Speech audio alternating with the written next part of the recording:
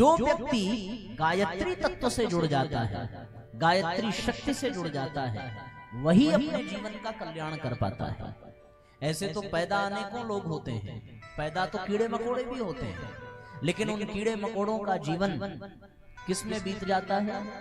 गंदे नाली के कीड़े गंदे पानी में ही तड़प तड़प करके जीवन जीते हैं और तड़प तड़प के मर जाते हैं। तो जिस प्रकार वो कीड़े मकोड़े पैदा हो रहे हैं, बड़े हो रहे हैं, बच्चे पैदा कर रहे हैं और फिर मर जा रहे हैं, केवल उतने मात्र के लिए ही तो हमें ये मनुष्य शरीर मिला नहीं है।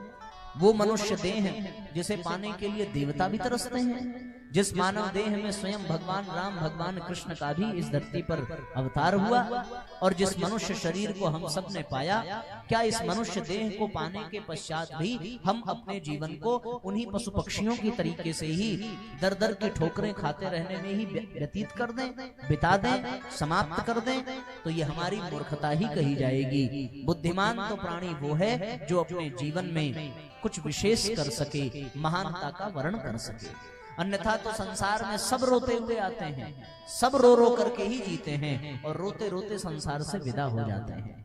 अगर जीवन भर रोना ही है और जीवन भर दुखी रह करके ही जीवन को बिताना है, तब तो आज का संदेश आपके लिए बिल्कुल भी नहीं है।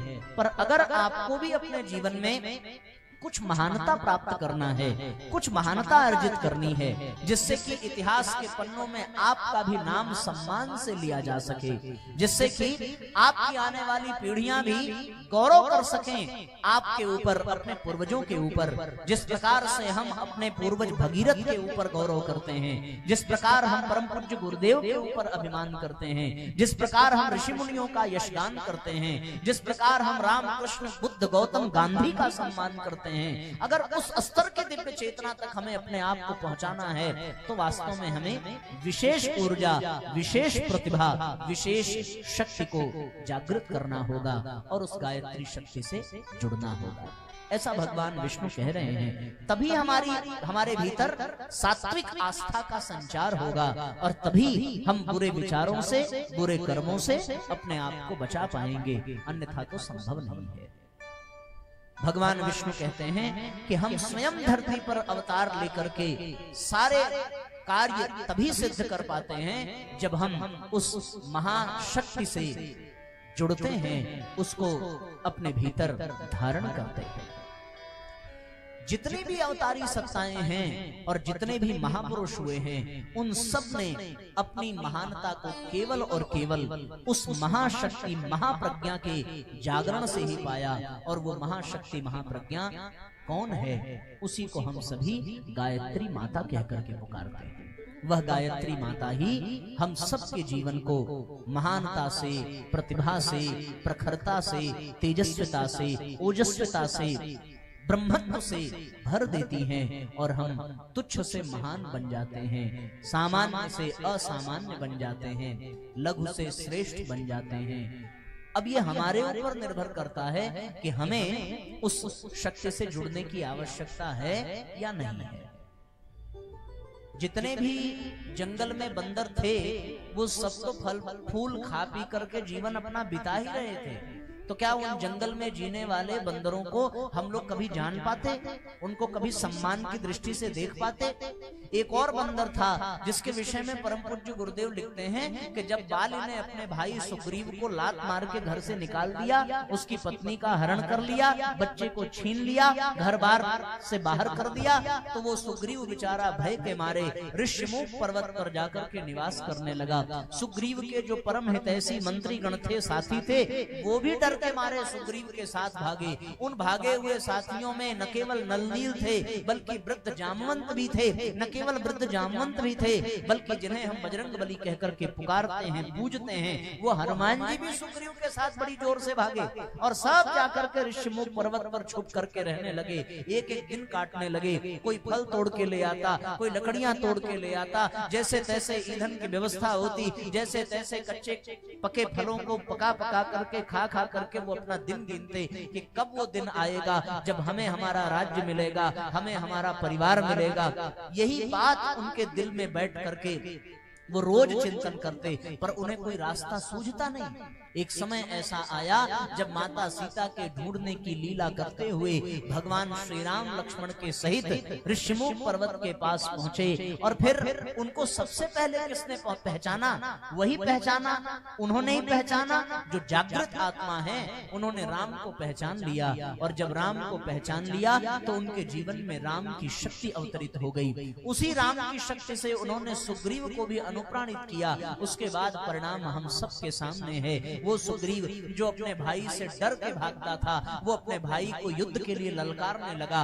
न केवल युद्ध के लिए ललकारने लगा, बल्कि राम की ही शक्ति से वो युद्ध में विजेता भी बना। और युद्ध में विजेता बना तो फिर किष्किंधा का राज्य भी उसे प्राप्त हुआ, खोई हुई पत्नी भी प्राप्त हुई। वो हनुमान जो सुग्रीव के साथ छुप छुप करके जीवन बिता रहे थे, जब उनके जीवन में राम तत्व, राम की शक्ति का जागरण हुआ, तो फिर कैसे अद्भुत आश्चर्य कार्य उन्होंने कर दिखाए। और कौन सा कार्य कर दिखाया, हम सब उस विषय में विस्तार से जानते हैं। जिस समुद्र को देख करके भय लगता हो, उसे लांघ जाना असंभव है, पर राम की शक्ति से जो जुड़ जाए, उस परम चेतना से जो जुड़ जाए, वो असंभव को भी संभव कर सकता है। समुद्र को लांघना, समूची स्वर्ण की लंका को जला करके राख कर देना, हिमालय पर्वत को उखाड़ कर लक्ष्मण के प्राण बचाना, ये सब कुछ बहुत सरल, बहुत आसान हो जाता है जब हम ये देखते हैं कि वह शक्ति हमारे भीतर अवतरित हो गई है। बड़ी सामान्य सी बात है। उस चेतना के कारण ही सब कुछ संभव हो जाता है, जब वो शक्ति हमारे भीतर प्रवेश कर जाती है। और ये सौभाग्य केवल हनुमान जी के लिए नहीं है, ये सौभाग्य केवल बंदरों के लिए नहीं है जिन्होंने समुद्र पर पुल बांध दिया। ये सौभाग्य हर एक प्राणी के लिए है जो इस धरती पर विद्यमान है।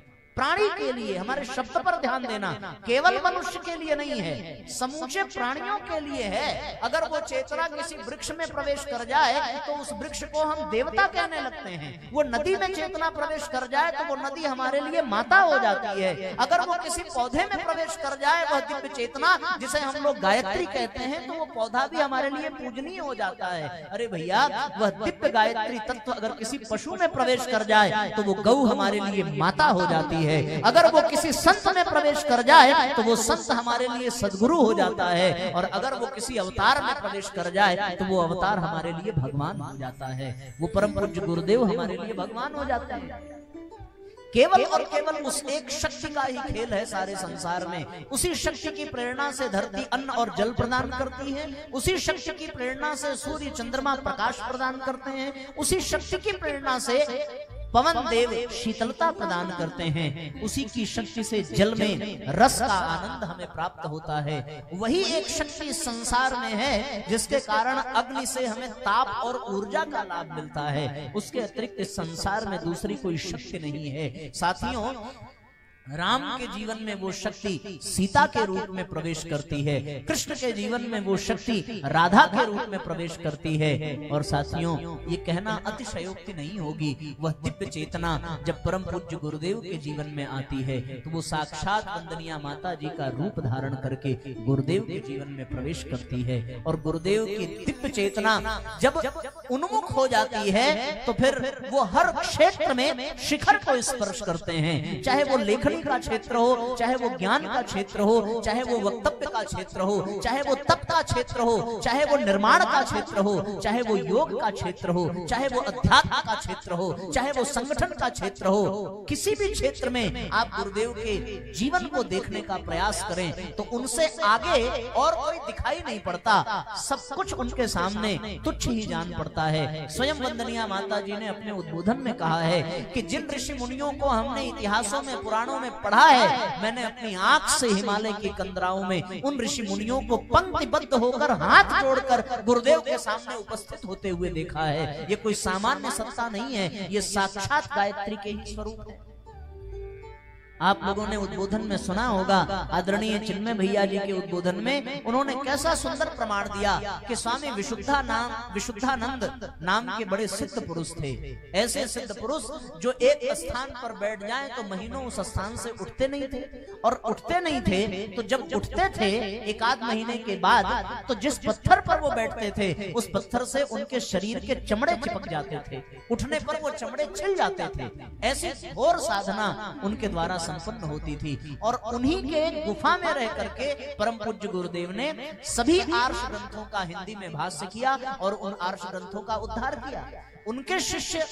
उनके शिष्य विशुद्धानंद जी के जो परम पूज्य गुरुदेव के एक वाक्य में 4 बार नाम सुने तो वो 4 बार उत्तर की दिशा में मुख करके गुरुदेव को बार बार प्रणाम किया करते हैं। और वो साफ साफ गुरुदेव के शिष्यों से कहा करते थे कि एक समय था जब परम पूज्य गुरुदेव गायत्री चेतना की उपासना करते थे, पर आज वास्तविकता ये है कि आज स्वयं गायत्री शक्ति गुरुदेव की गोद में खेलती है। गुरुदेव साक्षात गायत्री के स्वरूप हो गए हैं। यस्य वाग अमृतम हंति विषम संसार संगकम गायत्री रूपिणे सदा, वो साक्षात गायत्री के स्वरूप हो गए हैं। परम पूज्य गुरुदेव ने खुद अपने 85-86 के उद्बोधन में कहा है, यदि आपने सुना हो कि यदि गायत्री माता से कुछ कहना हो तो तुम हमसे आकर के कह देना, और हमसे कुछ कहना हो तो वंदनिया माता जी से आकर के कह देना। वंदनिया माता जी में, गायत्री माता में और मुझ में रत्ती भर का भी अंतर नहीं है। किसी से आप कह दें, आपकी बात गायत्री माता तक पहुंच जाएगी।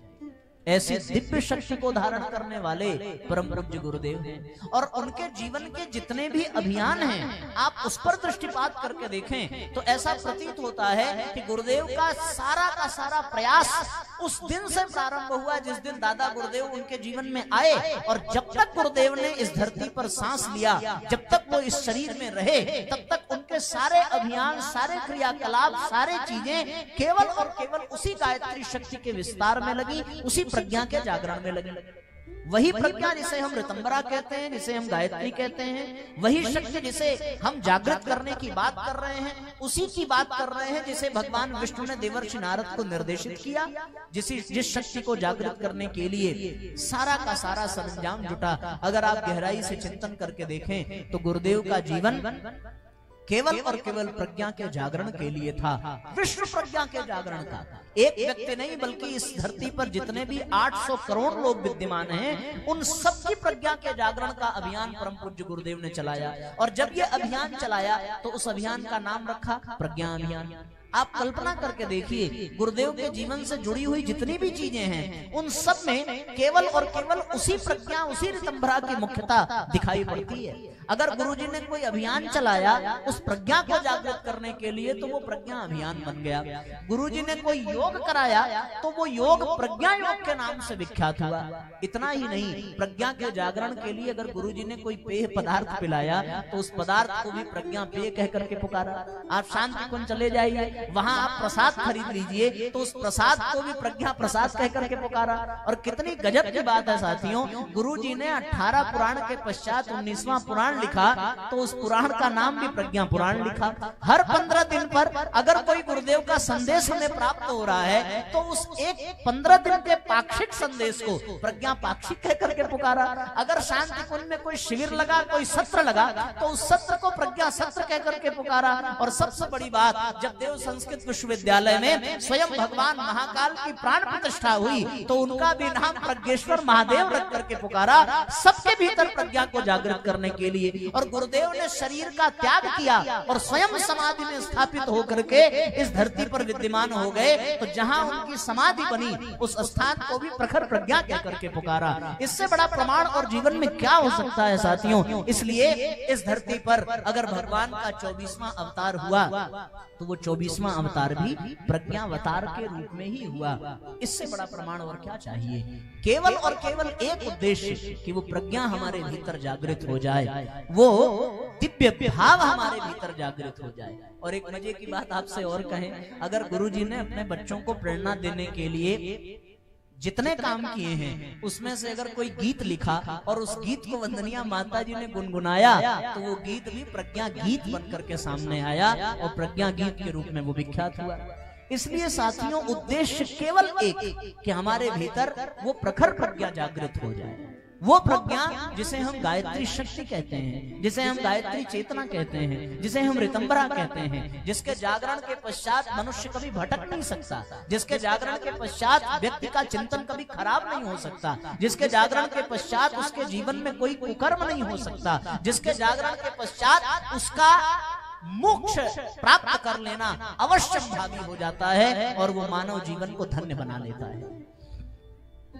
इसलिए उस प्रज्ञा को अपने जीवन में धारण करना पड़ेगा। अगर हम चाहते हैं अपने जीवन को धन्य बनाना, तब ने जैसे जी रहे हैं वैसे ही अगर जीना है, तब तो यहाँ बैठ करके आप अपना समय बर्बाद कर रहे हैं। या हो सकता है सबकी तरीके से केवल ताली बजाने आए हों और जब सब जाने लगेंगे तो आप भी प्रसाद पा करके अपना पेट भर के चले जाएंगे।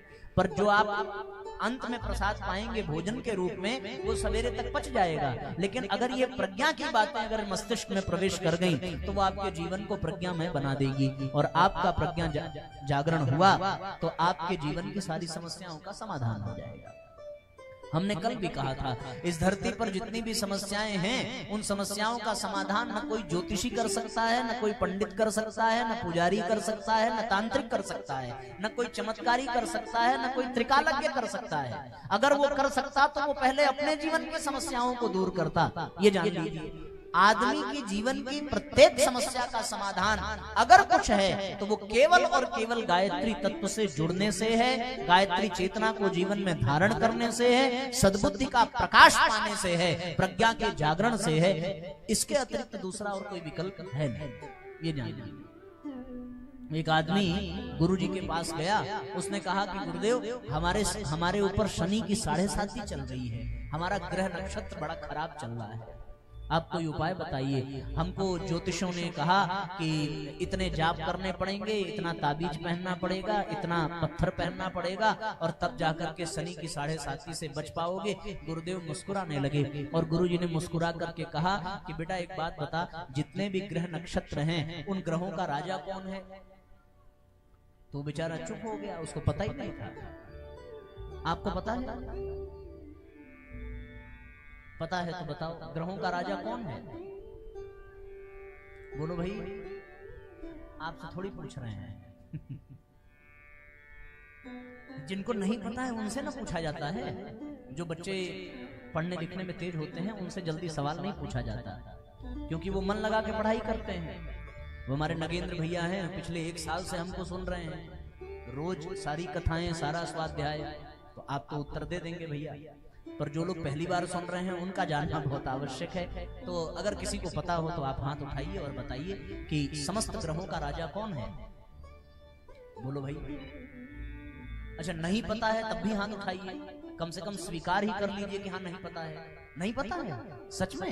ये तो बहुत सरल सी बात है भाई। और इसलिए नहीं पता है ना क्योंकि हम लोगों ने राजा से संबंध जोड़ने का प्रयास ही नहीं किया। हम तो नौकर चाकरों में फंसे रहते हैं। अगर संबंध हमारा राजा से होता तो हम राजा से जुड़े रहते। हमारा संबंध नौकर चाकरों से हो जाता है, इसीलिए हमें राजा का कोई लाभ भी नहीं मिलता। समस्त ग्रह नक्षत्रों का राजा कौन है? केवल एक, और वो राजा कौन है? सविता देवता सूर्य भगवान। उन सूर्य के द्वारा ही सारे ग्रह नक्षत्र संचालित होते हैं। इसीलिए गुरुजी ने कहा कि ये चाहे शनि हो, चाहे मंगल हो, चाहे बुध हो, इनसे रिश्ता जोड़ करके क्या फायदा?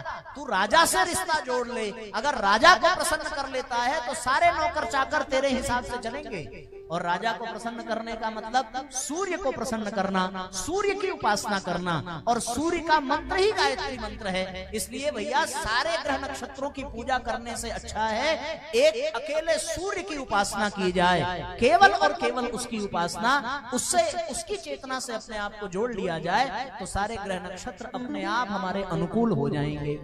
और अगर राजा से हम न जुड़ सके, केवल नौकर चाकरों से जुड़े, तो फिर हमें कभी लाभ मिलने वाला नहीं है। इसलिए महत्वपूर्ण कौन है? महत्वपूर्ण है उस चेतना से जुड़ना, और वो दिव्य चेतना जिसे प्रज्ञा कहते हैं। बहुत प्यारी पंक्ति है, सब भाव पूर्वक गुनगुनाएंगे। उसी प्रज्ञा शक्ति से भाव भरी अभ्यर्थना करें और प्रार्थना करें कि हे माता, हमारे जीवन का भी उद्धार करें, हमें भी शक्ति संपन्न बनाएं। क्योंकि जब वो शक्ति जीवन में आती है तो व्यक्ति सामान्य नहीं रह जाता। एक बार राम रावण का युद्ध चल रहा था और राम रावण के युद्ध को देख करके भगवान शंकर वाह वाह करने लगे। माता पार्वती ने कहा कि प्रभु क्या हो गया, आप क्यों किसकी वाहवाही कर रहे हैं? माता पार्वती से भगवान ने कहा कि देवी, समुद्र के किनारे लंका की धरती पर बड़ा भीषण युद्ध हो रहा है और बड़े बड़े योद्धा लड़ रहे हैं। माता पार्वती ने नीचे झांक करके देखा तो उस समय एक व्यक्ति लड़ने वाला नहीं था, एक व्यक्ति लड़ने वाला नहीं था। लक्ष्मण ने इतना भीषण युद्ध किया मेघनाथ से, भगवान प्रसन्न, शंकर भगवान प्रसन्न नहीं हुए। हनुमान जी ने इतनी वीरता से सब असुरों को मारा, शंकर भगवान प्रसन्न नहीं हुए।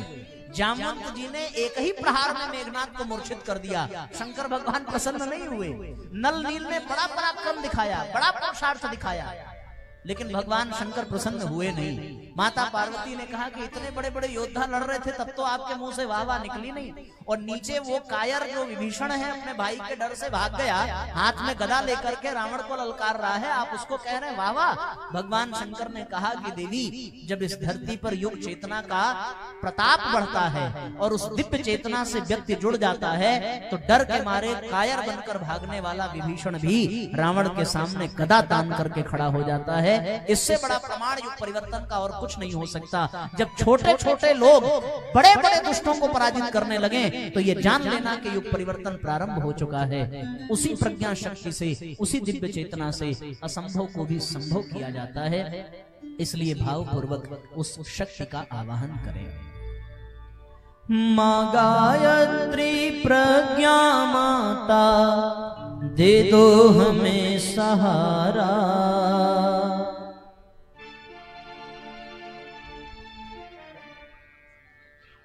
मां गायत्री प्रज्ञा माता, दे दो हमें सहारा।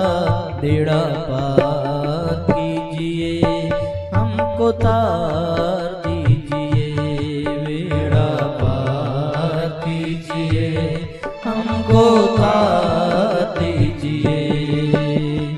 मां गायत्री प्रज्ञा माता, मां गायत्री प्रज्ञा माता, दे दो हमें सहारा। बेड़ा पार कीजिए, हमको तार दीजिए। बेड़ा पार कीजिए, हमको तार दीजिए।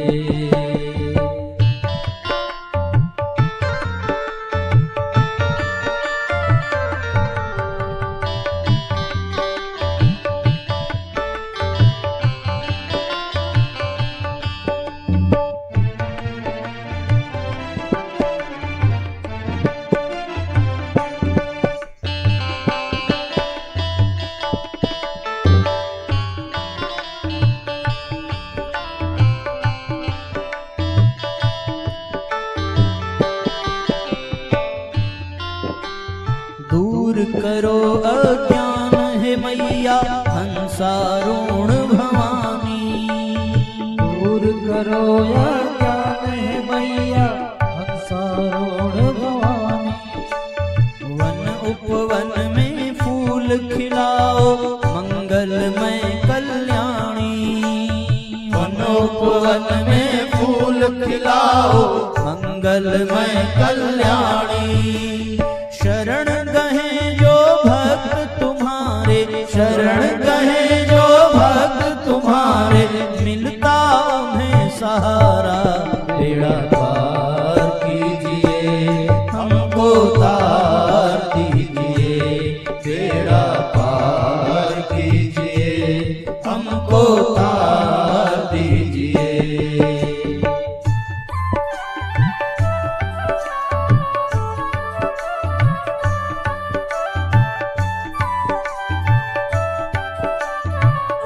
सब भावपूर्वक तालियां बजाइए।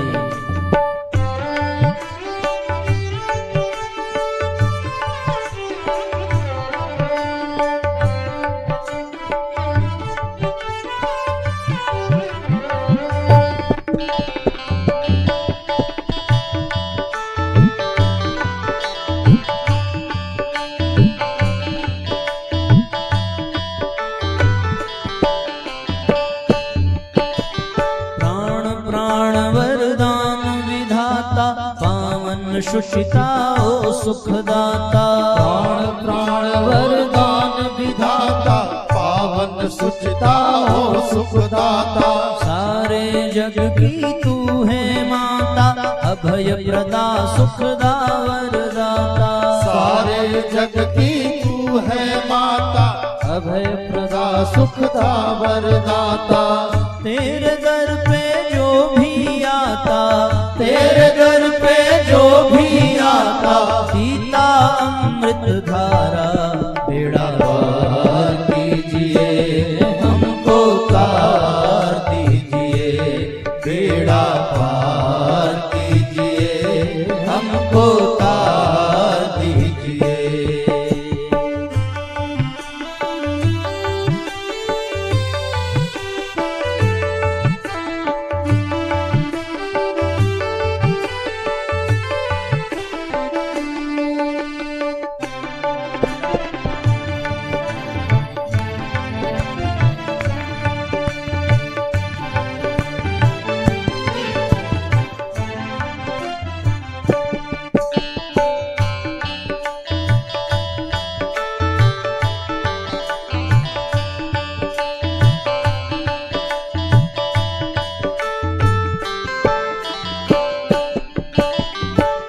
परिवर्तन की वेला है, कलुष काली माँ का खेला है। युग परिवर्तन की बेला है, कलश काली माँ का खेला है। अंधकार अज्ञान पला है, काम क्रोध से मनुज जला है। अंधकार अज्ञान पला है, काम क्रोध से मनुज जला है। ऐसा प्यार बहा दे मैया, ऐसा प्यार बहा दे मैया, स्वर्ग बने संसारा। बेड़ा पार कीजिए हमको तार दीजिए, बेड़ा पार कीजिए हमको तार दीजिए। दोनों हाथ ऊपर उठा करके एक साथ तालियां बजाइए। हमको तार दीजिए। माँ गायत्री प्रज्ञा माता, माँ गायत्री प्रज्ञा माता, दे दो हमें सहारा। बेड़ा पार कीजिए हमको तार दीजिए, बेड़ा पार कीजिए हमको तार दीजिए। बेड़ा पार कीजिए हमको तार दीजिए, बेड़ा पार कीजिए हमको तार दीजिए, बेड़ा पार कीजिए हमको तार दीजिए, बेड़ा पार कीजिए हमको तार दीजिए, बेड़ा पार कीजिए हमको तार दीजिए।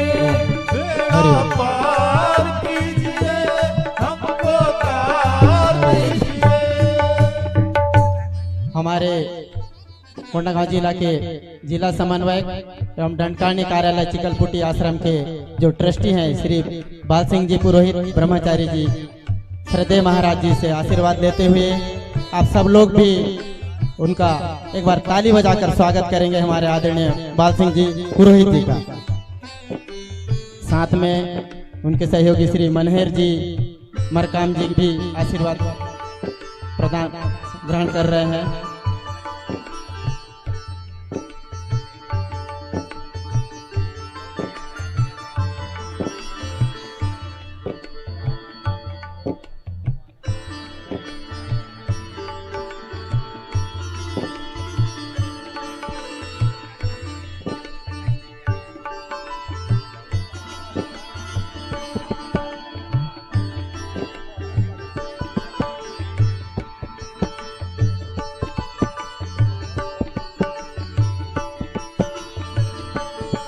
दोनों हाथ ऊपर उठाकर भावपूर्वक प्रार्थना करते हुए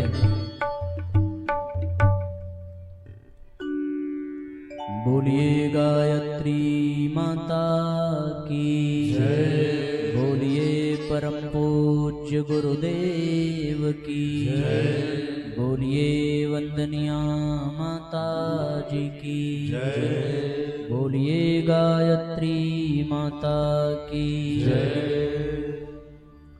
यहाँ इस जिले के जिला समन्वयक आदरणीय बाल सिंह जी हम सबके बीच में आए हैं। एक बार जोरदार तालियां बजा करके भैया का स्वागत करें और उनके साथ श्री मनोहर मनहेर मरकाम जी हैं।